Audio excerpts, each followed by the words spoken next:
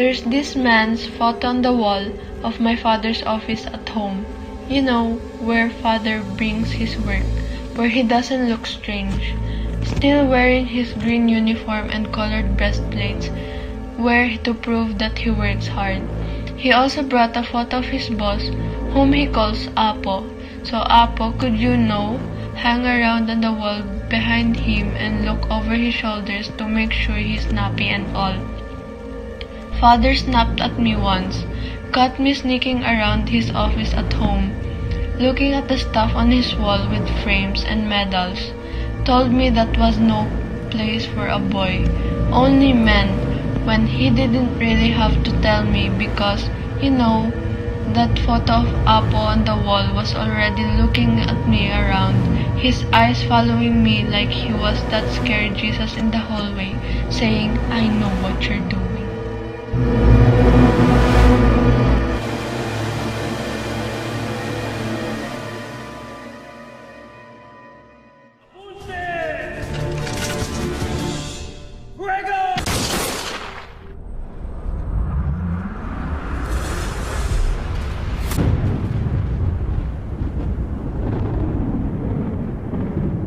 I stand on the roof of the Ateneo Municipal, shivering on this December morning. Months ago, Pepe came to me in the observatory. I thought we would talk About the stars that do not collide in the sky. Instead, he asked me about purgatory. His cheeks still ruddy from the sudden sun after the bitter winters in Europe. And on this day, with the air beginning to turn, salty stains my eyes like Saint Pepe. A blur between the soldiers and their muzzles raised at the early mornings. Star, still shimmering, even if millions of miles away, the star itself is already dead. Star is a metaphor for the death of Rizal. Even though he's already dead, his memory and example still shine bright today. Rizal executed because he was convicted with false charges of rebellion, sedition, and conspiracy. This is parallel to the death of gigantic star. It ends its life very sudden but outshines other stars in the galaxy. In June 1872, Jose Rizal enrolled at the Ateneo Municipal de Manila in Intramuros. Rizal launched himself into studies that sharpened not only his capacity for critical thinking and discernment, but also his love for God and for the country. 5 years later, he graduated with a Bachelor of Arts degree with a rating sobresaliente or highest honors. The two of his novels stood out from the rest, Noli Me Tangere or Touch Me Not and El Filibusterismo, The Reign of the Greed. In both novels, Rizal harshly criticized the Spanish colonial rule in the country and exposed the ills of the Philippine society at the time. And because he wrote about the injustices and brutalities of the Spaniards in the country, the authorities banned Filipinos from reading the controversial books. Yet, they were not able to ban it completely. As more Filipinos read the books, their eyes opened to the truth that they were suffering unspeakable abuses at the hands of the friars.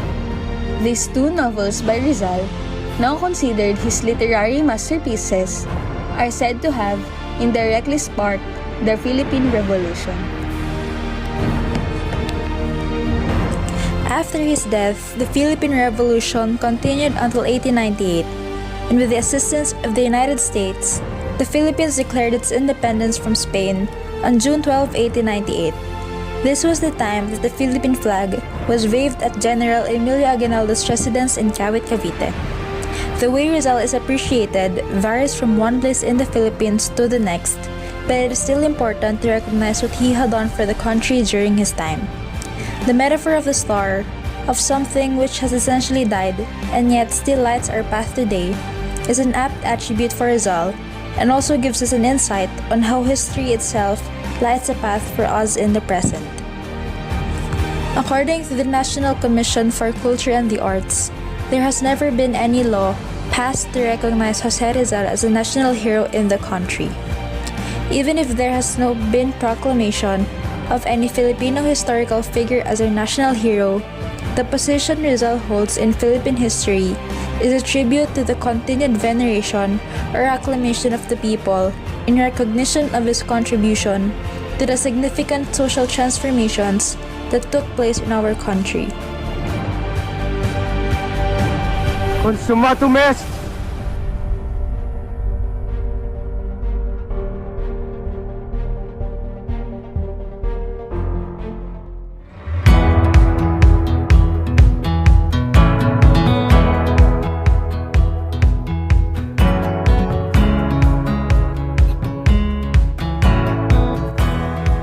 Do you ever imagine what the world would be like without Google, without the internet?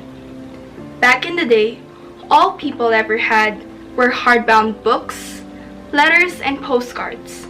And it's true that life was so simple. Just imagine the smell of newly bought books and the sound of a typewriting machine. Life may not be easy and simple as it was before, but who said it can't be? In our world today, even myself love Google so much because with just a few clicks, you get to seek the information you always need and sometimes find a whole lot more than needed. But with books and other forms of literature, the old-fashioned way is so much better. What do you mean by old-fashioned? I mean buying books in actual bookstores and reading them in such aesthetic and vintage cafes. Sitting down by the grass or a bench on a beautiful sunny day. But we can't do this right now because Miss Corona suddenly decided it was her time to take over the world. Literally. Right now, the best option we have is finding the greatest spot in our homes and just sit down with maybe our family and reading until we get lost to wherever we actually are. With the internet, we don't get the full experience of physically touching the book we are reading, highlighting our favorite quotes, or maybe even tears on some pages.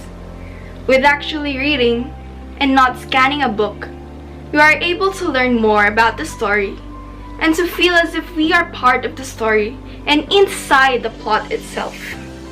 Yes, Google helps finding lots of great literature pieces, but physically holding it in between our hands and turning each page of a single book and the feeling of ending a book by closing it and just smiling can never be replaced by something in the internet.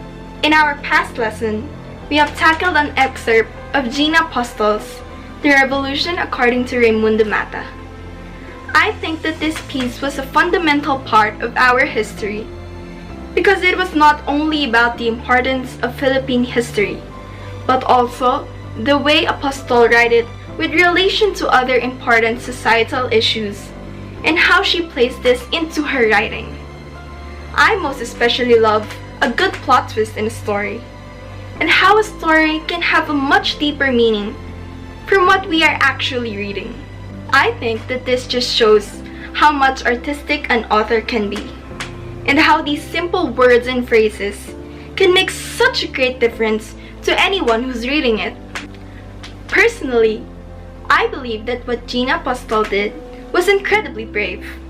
As a woman of the society, I understand what it is like to become such an underdog and how hard it is to live up to the expectation of others just because you're female. Nowadays, girl power is given much more attention and is now taken more seriously, and in some instances, it was just like the old times wherein we were all outcasts to the things only men can do. Having Apostol write this piece, she incorporated her views firstly as a male student, but was actually a woman, on what it was like to live during the Spanish colonization, and how the works of Dr. Jose Rizal greatly affect our education and history. As someone who is fond of reading, I personally think of reading as something bigger than a hobby of mine, because it broadens my perspective about the present time and acts as a coping mechanism in my life. I think that every piece of literature is important to our society because of the different messages it conveys. Some may help others through pieces about history, the present issues, fiction stories for entertainment and life lessons, poetries of different styles, and even productive books for mental health and various jobs. With this, we must appreciate and stay curious when reading different pieces, because they may have a general message as to what it conveys, but with our unique way of thinking as individuals, these pieces could mean so much more to each and every one of us.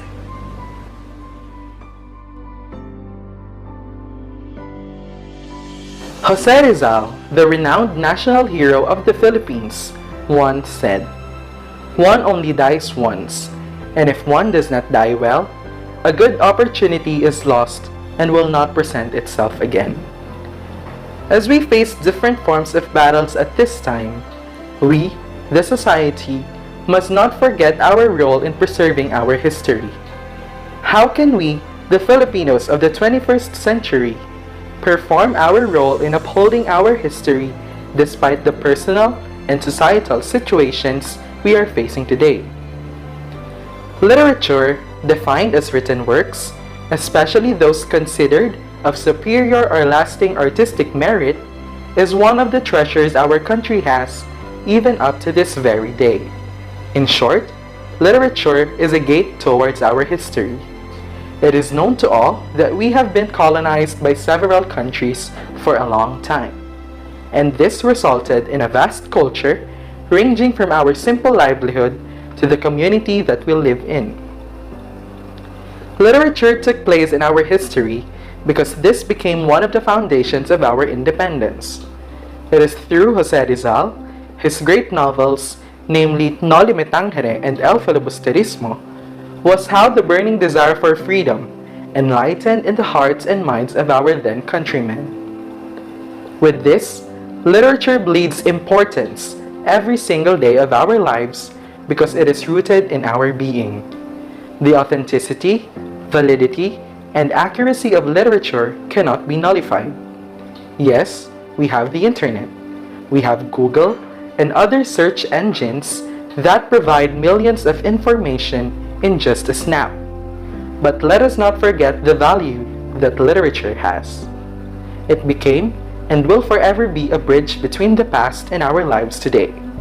Our independence as a country may sound paradoxical, but we owe it to literature. The novel entitled The Revolution According to Raimundo Mata gave us a glimpse of what was it like to live during the Spanish colonization.